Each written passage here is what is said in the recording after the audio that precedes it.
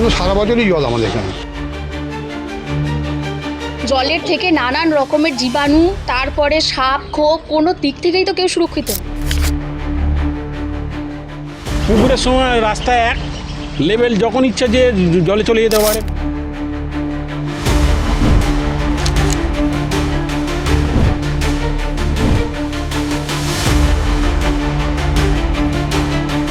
এগারো মাস এখানে জল থাকে। এইটা হওয়া থেকে আমাদের আরও দুর্দশা ঘনিয়ে আসলো। ভোটের সময় আসলো, তখনও বললো আমরা ভোটের আগে রাস্তা করে দিয়ে তারপরে তোমরা ভোট দেবেন, কিন্তু আমাদের সেই সহযোগিতা কিছু নেই। আজ 2 বছর ধরে এইভাবে আমাদের জলে, প্রতি বছরই আমাদের জলে ডুবতে হয়।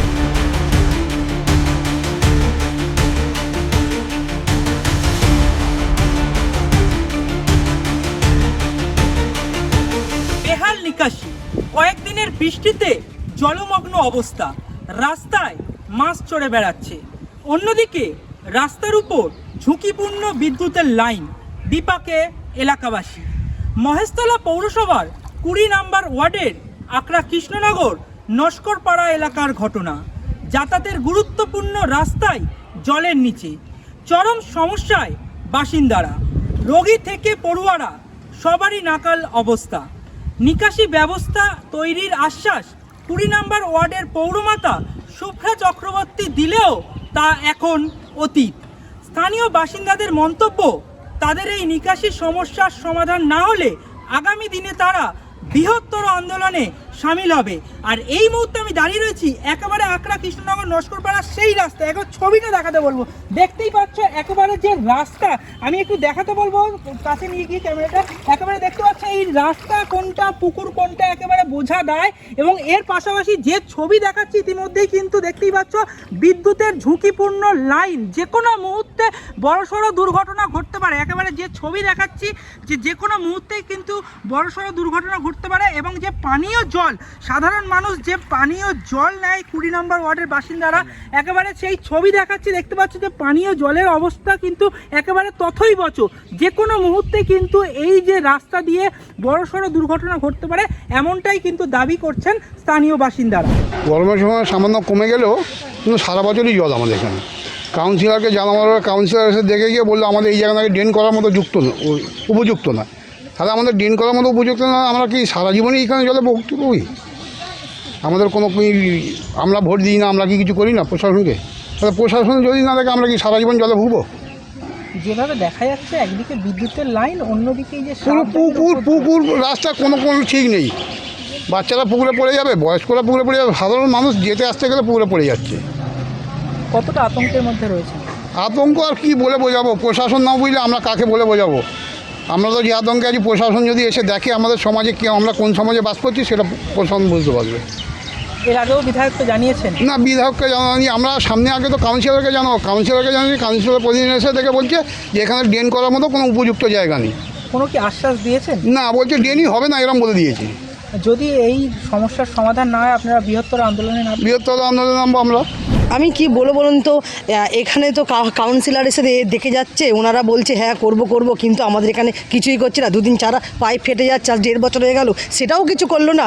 আমরা কলও জলও নিতে পারছি না আমরা ঠিক মতন। রাস্তায় আবার 2 দিন ছাড়া আমরা বাইরে সন্ধ্যেবেলা বেরোতেই পারি না, এবং বেরোলে সাপের কামড় খাই আমরা। আমি নিজেই 2বার খেয়েছি সাপের। আমার বাচ্চাদেরকে আমি পড়াতেও যেতেও পারি না স্কুলে। না, কীভাবে যাবো? 2 দিন ছাড়াই আমাদের স্কুল পড়া, টিউশনি সব কামাই হয়। কি করে যাব? বাচ্চাকে কোলে নেবো না নিজের শাড়ি সামলাবো? এখানে 11 মাস এখানে জল থাকে, এটা বাস্তব।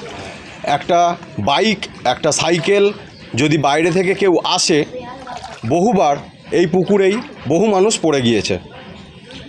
এমনকি টোটো, যেটা কিনা জলে পুকুরের মধ্যে পড়ে গিয়েছে, সঙ্গে 4-5 জন যাত্রী ছিল, আমরা তাদেরকে উদ্ধার করি। আজ থেকে 2 বছর আগে এখানে জল পাস করার জন্য ভালোভাবে ব্যবস্থা করা হতো, যেটা লাস্ট 2 বছর আর হচ্ছে না। বৃষ্টি সবে তো শুরু, জানি না আগামী যে বর্ষাটা পড়ে আছে সেই বর্ষায় জলটা গিয়ে কোথায় দাঁড়াবে। একদিকে যেমন দেখা যাচ্ছে রাস্তা পুকুরে চলে গিয়েছে, অন্যদিকে বিদ্যুতের ঝুঁকিপূর্ণ লাইন, কি বলবেন?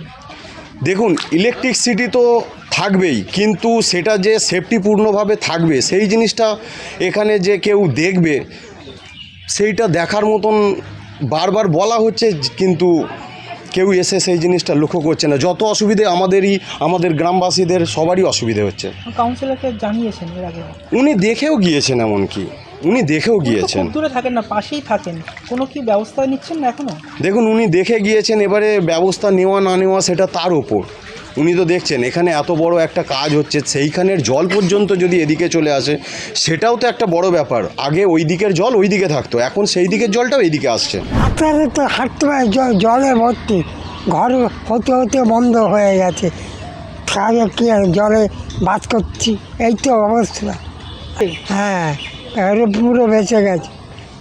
হ্যাঁ, সরকার কি করে দেখি এবারে। ঘর অর্ধেক হয়ে আমাদের পড়ে আছে, পয়সা দিচ্ছে না।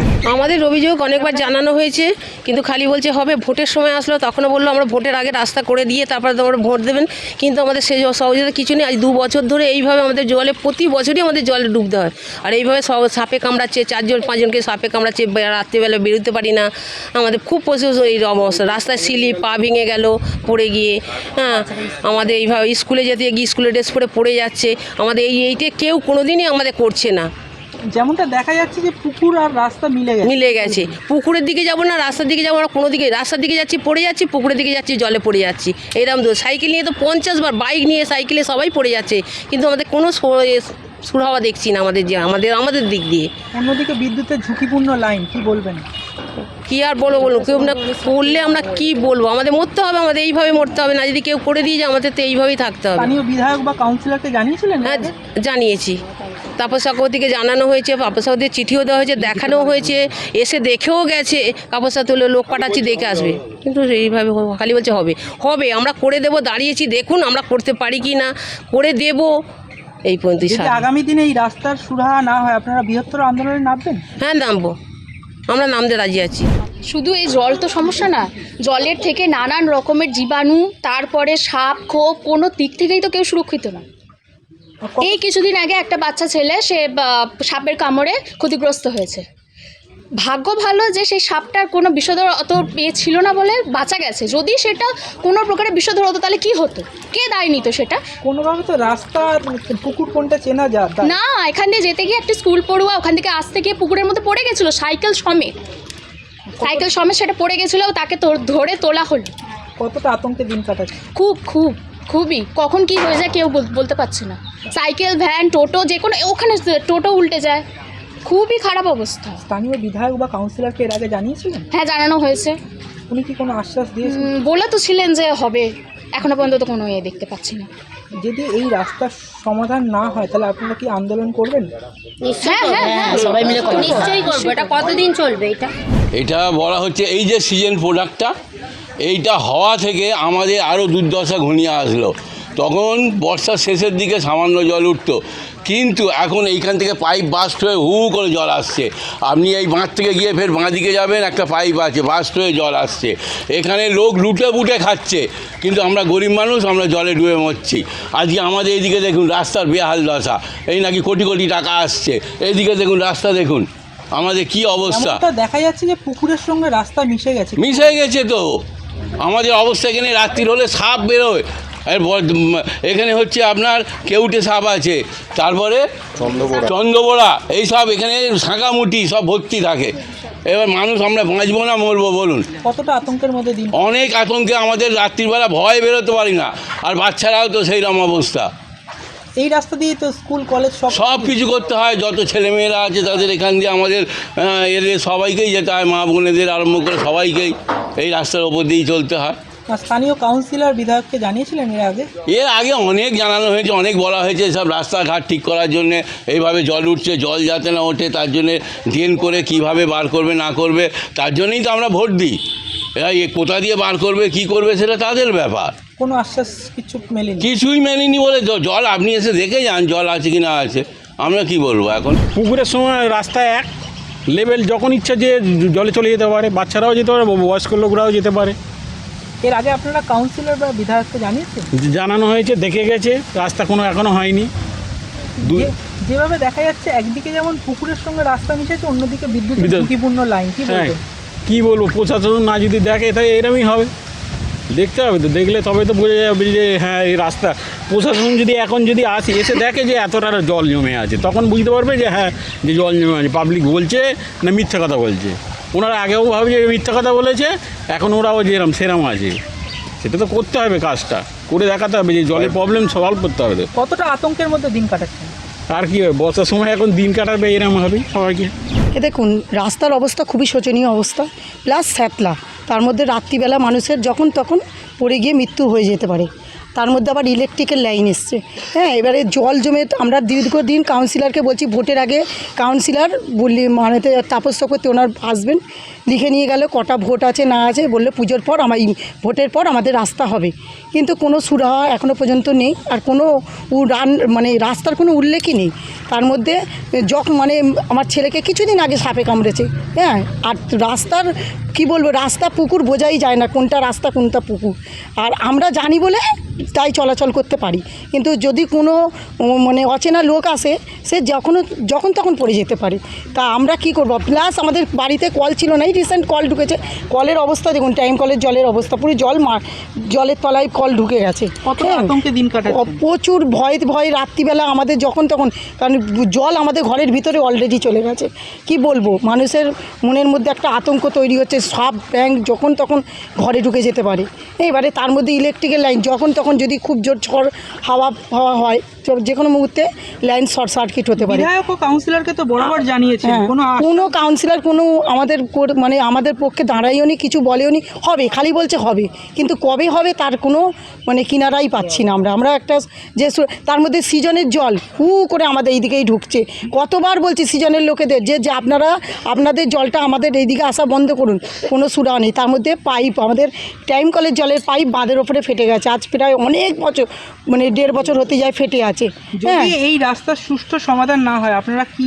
আমরা আন্দোলন করতে রাজি আছি, সবাই মিলে আমরা যা হবে তাই সবাই মিলে আমরা করব, কারণ আমাদের রাস্তাটা আমাদের দরকার, খুবই দরকার। যত দূর যেতে হবে আমরা তত দূরই যাব। মহেশতলা পৌরসভার 20 নম্বর ওয়ার্ডের তৃণমূল কাউন্সিলর তথা মহেশতলা পৌরসভার সমাজ কল্যাণ দপ্তরের সিআইসি শুভ্রা চক্রবর্তীকে বহুবার জানিয়েও কাজ হয়নি বলে অভিযোগ স্থানীয়দের।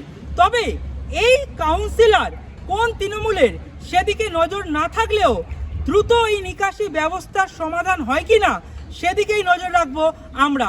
মহেশতলা থেকে বিশ্বজিৎ নস্কর রিপোর্ট, বাংলা হান্ট। আরো ভালো ভালো খবর দেখতে সাবস্ক্রাইব করুন বাংলা হান্টের ইউটিউব চ্যানেল। বাংলা হান্টের আরো খবর দেখতে নজর রাখুন। বাংলা খবর মানেই বাংলা হান্ট।